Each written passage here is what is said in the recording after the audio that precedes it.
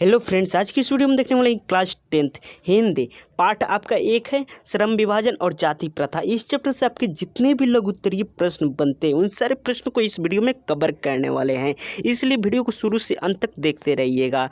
ठीक है, चलिए क्वेश्चन नंबर 1 से स्टार्ट करते हैं। ये सारे क्वेश्चन बहुत ही इंपॉर्टेंट है बोर्ड एग्जाम 2024 के लिए, इसलिए इन सारे प्रश्नों को आप कॉपी में नोट जरूर कर लीजिएगा। चलिए क्वेश्चन नंबर 1 में कहता है, जाति भारतीय समाज में श्रम विभाजन का स्वाभाविक रूप क्यों नहीं कही जा सकती। ये आपका जो क्वेश्चन है ना 2016 और 2014 में पूछा गया है, और अथवा में ये भी पूछा जा सकता है जाति के आधार पर श्रम विभाजन अस्वाभाविक कैसे। ये 2013 में पूछा भी गया है। यहाँ पर मैंने लिख दिया है कि आपको कोई प्रॉब्लम ना हो। क्वेश्चन बैंक में ऐसा दिया रहता है कि 2014 2016 में पूछा गया, 2013 में, इसलिए मैंने यहाँ पर भी लिख दिया है कि आपको क्वेश्चन बैंक अगर ना खरीदे भी ना तब यहाँ से भी कंप्लीट कर सकते हैं।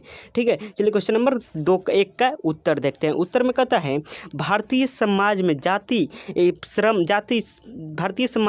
जाति श्रम विभाजन का स्वाभाविक रूप नहीं है, क्योंकि यह मनुष्य की रुचि और क्षमता का त्याग नहीं करती है। ठीक है, मनुष्य के प्रशिक्षण या उसकी निजी क्षमता पर विचार नहीं कर उसको वंशानुगत पेशा में जीने मरने के लिए विवश कर दिया जाता है। यानी जो पुश्तैनी पेशा है ना उसी में जीने मरने के लिए क्या कर दिया जाता है, विवश कर दिया जाता है। ये आपका क्वेश्चन नंबर 1 का ये आपका उत्तर हो गया। चलिए क्वेश्चन नंबर 2 देखते हैं। वीडियो पसंद आए तो वीडियो को लाइक करके अपने दोस्तों में जरूर शेयर कीजिएगा, और चैनल पर नए तो चैनल को सब्सक्राइब कर लीजिएगा, क्योंकि इस पर आप 2000 यानी बोर्ड परीक्षा यानी मैट्रिक बोर्ड परीक्षा के लिए यहाँ पर बहुत ही बेस्ट तरीके से तैयारी कराई जा रही है। ठीक है, इसलिए आप चैनल को सब्सक्राइब जरूर कर लीजिएगा। ठीक है, चलिए क्वेश्चन नंबर 2 में देखते हैं, जातिवाद के पक्ष में दिए गए तर्कों पर लेखक की प्रमुख आपत्तियां क्या है। ठीक है, चलिए क्वेश्चन नंबर 2 का उत्तर देखते हैं। उत्तर में कहता है, जातिवाद के पक्ष में दिए गए तर्क से विक्षुब्ध है। उसका कहना है कि जाति प्रथा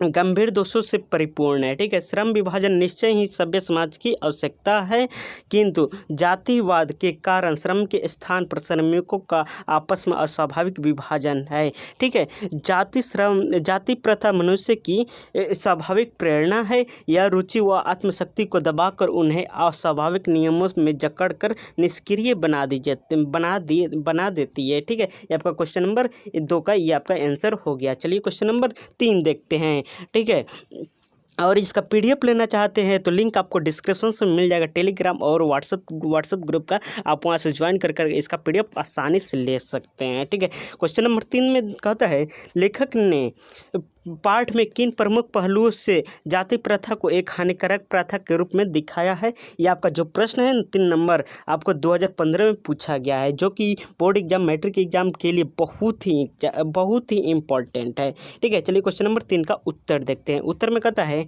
जाति प्रथा के कारण श्रमिकों का अस्वाभाविक विभाजन हो गया है। ठीक है, आपस में ऊंच नीच की भावना भी विद्यमान है। जाति प्रथा के कारण अनिच्छा से पुश्तैनी पेशा अपनाना पड़ता है। अनिच्छा यानी इच्छा न होते हुए भी जो पुश्तैनी पेशा है ना उसको अपनाना पड़ता है, जिसके कारण मनुष्य की पूरी क्षमता का उपयोग नहीं होता है। आर्थिक विकास में भी जाति प्रथा बाधक है। जो आर्थिक विकास में भी है ना जाति प्रथा जो है ना बहुत ही बाधक है। यहाँ पर कहने का मतलब है बहुत ही, अभी भी आप समझ पा रहे होंगे, बहुत ही बाधक है। ठीक है, ये आपका क्वेश्चन नंबर 3 का ये आपका उत्तर हो गया। चलिए क्वेश्चन नंबर 4 देखते हैं। 4 में कहता है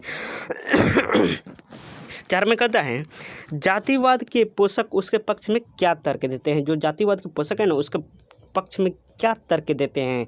ठीक है, जाति प्रथा के पक्ष में क्या तर्क देते हैं। ठीक है, चलिए क्वेश्चन नंबर 4 का उत्तर देखते हैं। जातिवादियों का कहना है कि आधुनिक सभ्य समाज में कार्य कुशलता के लिए श्रम विभाजन आवश्यक है। ठीक है, आधुनिक सभ्य समाज में कार्य कुशलता के लिए श्रम विभाजन क्या है, आवश्यक है। श्रम विभाजन जाति प्रथा का ही दूसरा रूप है। जो श्रम विभाजन है जाति प्रथा का ही दूसरा रूप है। ठीक है, हिंदू धर्म पेशा परिवर्तन करने की अनुमति नहीं देता है। यहाँ पे क्या करें, हिंदू जो धर्म है ना वो धर्म है ना पेशा परिवर्तन करने की अनुमति नहीं देता है। ठीक है, जो एक बार पैसा हो गया आपका वहीं जिंदगी भर चलेगा। जो पुश्तैनी पैसा आ रहा है वहीं आप कर सकते हैं। ठीक है, परंपरागत पेशे में व्यक्ति दक्ष हो जाता है और वो अपना कार्य सफलतापूर्वक संपन्न करता है। ये आपका क्वेश्चन नंबर 4 का ये आपका उत्तर हो गया। इन सारे प्रश्नों को आप कॉपी में नोट जरूर कर लीजिएगा और हफ्ते में एक बार जरूर रिवीजन कीजिएगा, ठीक है, जिससे आपको परीक्षा के समय आपको ज़्यादा मेहनत ना करना पड़ेगा, ठीक है। आप इन्हीं से मेहनत के लिए लग जाइए, ठीक है। सच्चे लोकतंत्र की स्थापना के लिए लेखक ने किन विशेषताओं को आवश्यक माना है? ये आपका क्वेश्चन जो है ना 5 नंबर, ये आपके बोर्ड परीक्षा में 2016 में पूछा गया है, ठीक है। चलिए इसका उत्तर देखते हैं। उत्तर में कहता है सच्चे लोकतंत्र की स्थापना के लिए लेखक समता और भ्रातृत्व पर आधारित आदर्श समाज चाहता है। कैसा समाज चाहता है? आदर्श समाज चाहता है, ठीक है, जो किस पर आधारित होना चाहिए? स्वतंत्रता, समता और भ्रातृत्व पर आधारित होना चाहिए, ठीक है। आदर्श समाज में गतिशीलता होनी चाहिए। जो आदर्श समाज है उसमें क्या होनी चाहिए? गतिशीलता होनी चाहिए कि वांछित परिवर्तन समाज के एक छोर से दूसरे छोर तक पहुंच सके। दूध पानी की तरह भाईचारे का वास्तविक रूप है, ठीक है। ये आपसे बोर्ड परीक्षा में ऑब्जेक्टिव में पूछता है, ठीक है, ये इतना, ठीक है। किस तरह का रूप है? तो दूध पानी की तरह भाईचारे का वास्तविक रूप है, आप इतना बोल सकते हैं, ठीक है।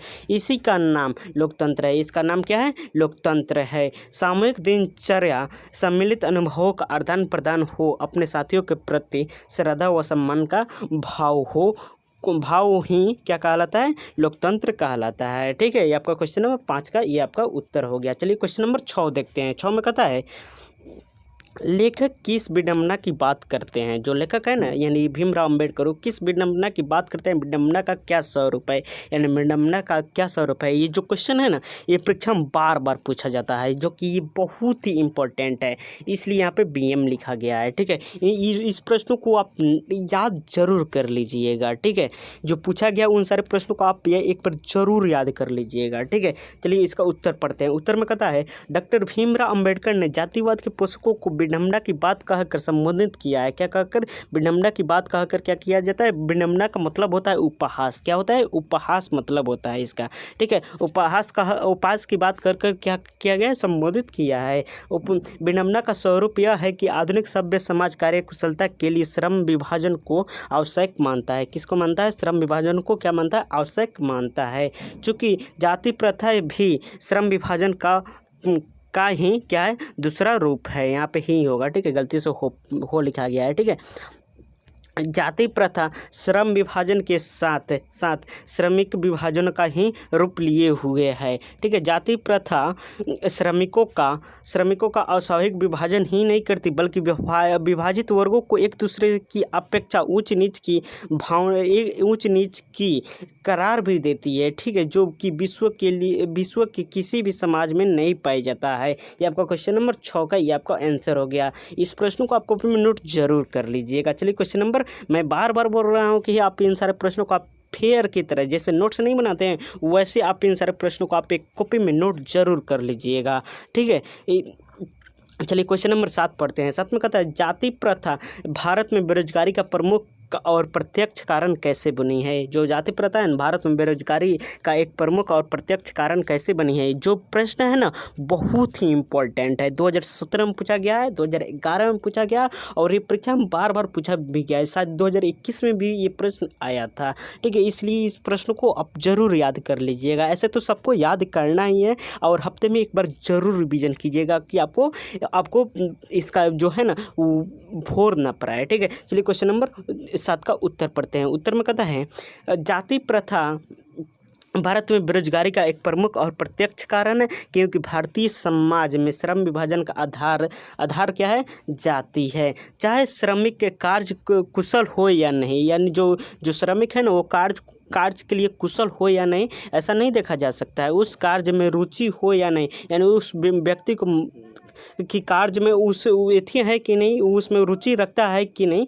ये आपके एथी नहीं है, ठीक है।